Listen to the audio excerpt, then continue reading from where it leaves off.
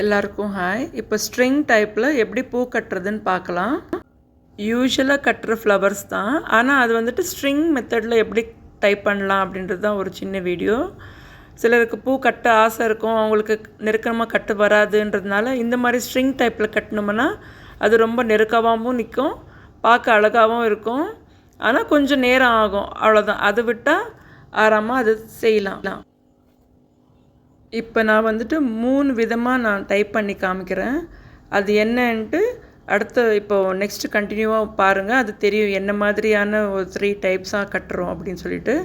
நீங்கள் கண்டினியூஸாக பார்த்தீங்கன்னா 3 வகையான ஸ்ட்ரிங் டைப் ஃப்ளவர்ஸு எந்த மாதிரி கட்டலான்றது உங்களுக்கு ஒரு சின்ன இதுவாக நான் காமிக்க போகிறேன். அதை நீங்கள் பார்த்து நீங்களும் அந்த மாதிரி ட்ரை பண்ணால் நல்லாயிருக்கும். அதுக்காக தான் இது காப்பிட்டு இருக்கிறேன். ஒரு சின்ன டிப்ஸ் தான்.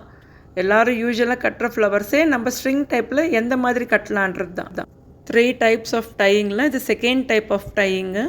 இது வீடியோ பாருங்கள், உங்களுக்கு என்ன டிஃப்ரென்ஸுன்ட்டு நான் லாஸ்ட்டில் சொல்கிறேன். இது வந்து தேர்டு டைப் ஆஃப் டையிங்கு. இதையும் பாருங்கள், நான் லாஸ்ட்டில் டிஃப்ரென்ஸ் கண்டிப்பாக உங்களுக்கு தெரியும், நான் சொல்கிறேன். இங்கே இருக்குது பாருங்கள் ஃப்ரெண்ட்ஸ், 3 டைப்ஸாக கட்டினது, ஸ்ட்ரிங் டைப்பில் 3 டைப்பாக கட்டினது இங்கே இருக்குது பாருங்கள்.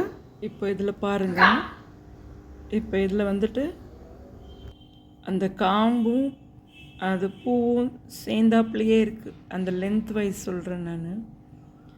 அந்த பூவோட காம்பும் பூவும் சமமாகவே இருக்குது. எப்படி பார்த்தாலும் சமமாக இருக்குது பாருங்கள். இங்கே பூவும் இருக்குது, பூ பக்கத்துலேயே இந்த காம்பு இருக்குது இல்லைங்களா? ஸோ இந்த மாதிரியும் ஒருத்தருக்கு விருப்பம் இருக்கலாம் கட்டுறதுக்கு. இந்த மாதிரியும் ஒரு விதமான கட்டலாம். அது ஒன்றாச்சா. இப்போ இன்னொன்று பார்க்கலாம் பாருங்கள். இது வந்துட்டு யூஸ்வலாக எல்லாருமே கட்டுறது இப்படி தான். யூஸ்வலாக எல்லாருமே கட்டுறோன்னு நினச்சாலும் அது இப்படி தான் கட்டுவாங்க. அது வந்துட்டு பூ கொஞ்சம் மேலே இருக்கும், காம்பு கொஞ்சம் கீழே தள்ளி இருக்கும், அவ்வளோதான். இது வந்துட்டு ரெகுலராக எல்லாருமே இந்த மாதிரி தான் கட்டுவாங்க. இப்போ நான் 3ஆவது காட்டுற பாருங்கள் ஃப்ரெண்ட்ஸ். இது பாருங்கள், இது பூ மேலே இருக்குது, பூவோட காம்பு வந்துட்டு கீழவே இருக்குது. கீழே அந்த த்ரெட்டுக்கு கீழவே இருக்குது. அது பாருங்கள், அது உங்களுக்கு நல்லாவே தெரியுது.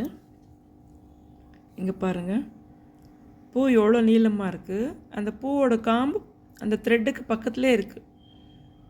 இங்கே பாருங்கள், இப்போ பின்னாடி திருப்பி காட்டுற பாருங்கள், உங்களுக்கு நல்லா தெரியும் பாருங்கள். பூ எவ்வளோ மேலே இருக்குது, அந்த பூவோட காம்பு கீழவே இருக்குது, அந்த த்ரெட்டுக்கு பக்கத்துலேயே இருக்குது பாருங்கள். மேலேயும் சரி கீழேயும் சரி த்ரெட்டுக்கு பக்கத்துலேயே நிற்குது. இந்த மாதிரி கட்டினா பூ வந்துட்டு லென்த்தியாக லாங்காக இருக்கிற மாதிரி தெரியும். அது வச்சாக்க அப்படியே பட்டையாகவும் நிற்கும், ஆனால் பூவே ரொம்ப நீளமாக இருக்குது, காம்பே நீளமாக இருக்குன்ற மாதிரி தெரியும். இதில்